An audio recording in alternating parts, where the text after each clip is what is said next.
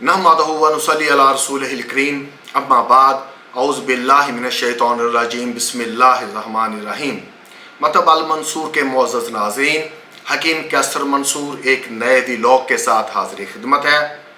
आज का हमारा वीलॉग हमारे उन भाइयों, उन बहनों, उन बच्चों के लिए है जो दिमागी याददाश्त का काम करते हैं और उनको अपनी याददाश्त को बेहतर बनाने के लिए अक्सर कोई ना कोई सप्लीमेंट इस्तेमाल करना पड़ता है। मार्केट में जितने भी सप्लीमेंट्स मौजूद हैं जो याददाश्त को बढ़ाते हैं, उनकी कीमत बहुत ज़्यादा है और उनकी अफादियत तो अपनी जगह पे है, लेकिन इतनी महंगी अशिया को इस्तेमाल करना हर एक बंदे के बस की बात नहीं है।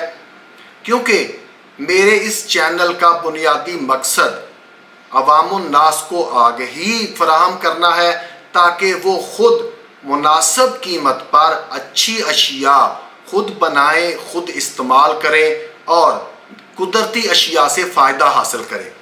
आज मैं जिस चीज़ का तज़किरा करूँगा वो आपके दिमाग को सुपर कंप्यूटर जैसा तेज़ बना देगा, आपकी याददाश्त को बहुत बेहतर बना देगा और अगर आप इसको रेगुलर कुछ अरसा इस्तेमाल करेंगे तो आपको भूली बिसरी बातें भी याद आना शुरू हो जाएंगी। वो मेरे तमाम भाई जो कुरान मजीद हिफ्ज़ करते हैं उनके लिए बहुत आसानी पैदा होगी। मेरे ऐसे डॉक्टर, इंजीनियर भाई जो दिमागी काम करते हैं और उनको मुख्तलिफ़ चीज़ों को एट ए टाइम जहन में रख कर अपने अफ़ाल को सरअंजाम देना होता है। मेरे वकील बरादरी जिनको हमेशा पुराने रेफरेंसेस कोट करने के लिए अपनी याददाश्त का सहारा लेना पड़ता है, ये उनके लिए बहुत ही एक गौहरे नायाब है।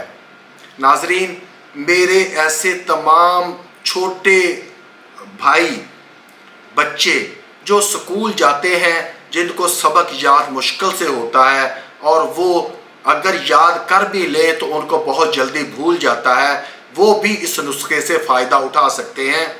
बहुत आसान, बहुत कम खर्च, लेकिन बहुत गरां कीमत नुस्खा है।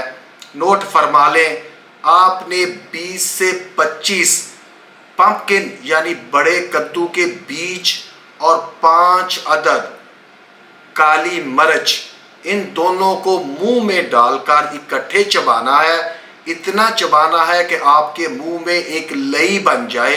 जब मुकम्मल तौर पे ये लई बन जाए तो इसको निगल लें और इसके बाद आपने कोई पानी वगैरह, दूध वगैरह नहीं पीना।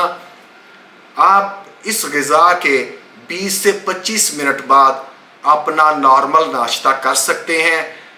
आप कुछ ही दिनों में महसूस करेंगे कि आपकी याददाश्त का लेवल बेहतर होना शुरू हो गया है।